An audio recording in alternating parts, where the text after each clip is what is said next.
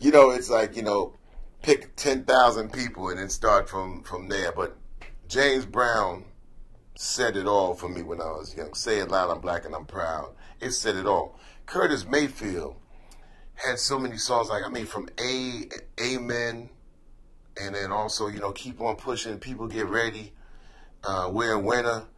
So these songs, I remember like seeing, you know, my older teenage cousins or uncles and aunts actually as teenagers get into it, but also the words meaning so much, and the music always funky and just, you know, really forthright. So it was something that was very inspirational to me, that stayed inside me.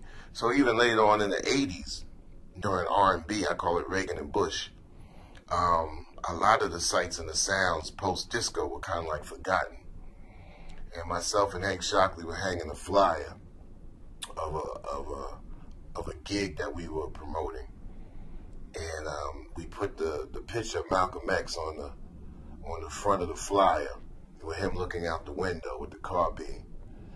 And this guy came up to us as we were stapling this flyer on the pole, and he says, "Yo, I'm down to check y'all out. Who's this Malcolm the 10th?"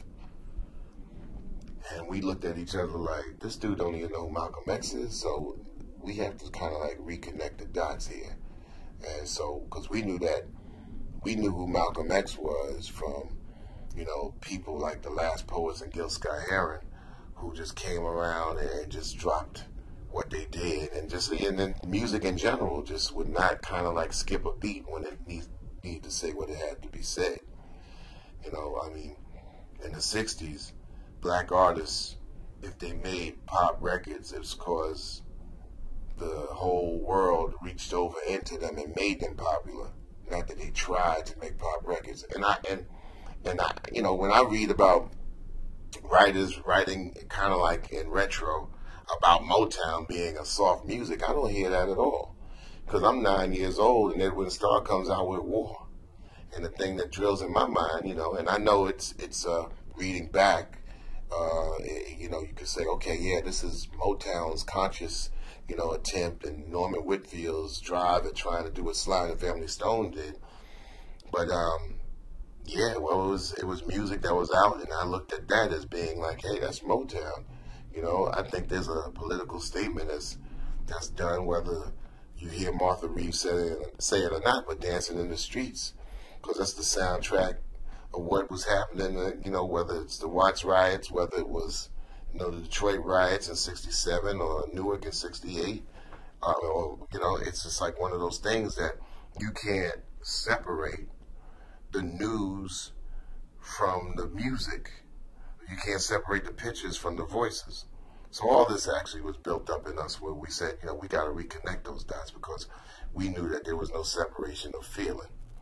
That's very interesting. It comes, so, I mean, Junior Walker comes out with Shotgun, and as a kid, you tearing the spot up. And, you know, I mean, really seriously, the music moves so many people. As an old person tapping their foot, and as a young person, you tear up the living room, so the older person tell you to sit your little ass down, and you're like, well, it's the music making me jump around like that, all the way to the Four Tops and Reach Out, I'll Be There. So you could take songs and say they're overtly political, making a stance directly in the face of atrocity, or those songs that you can say, well, it's easy for us to make this a double entendre and connect it into the vibe, because the vibe is still felt and is dealt with as far as a feeling is concerned.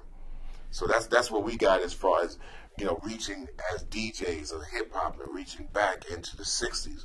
The 60s were just the undeniable decade of feel. And it wasn't just like playing, it was the vocal passion of saying that we have nowhere else to go but forward.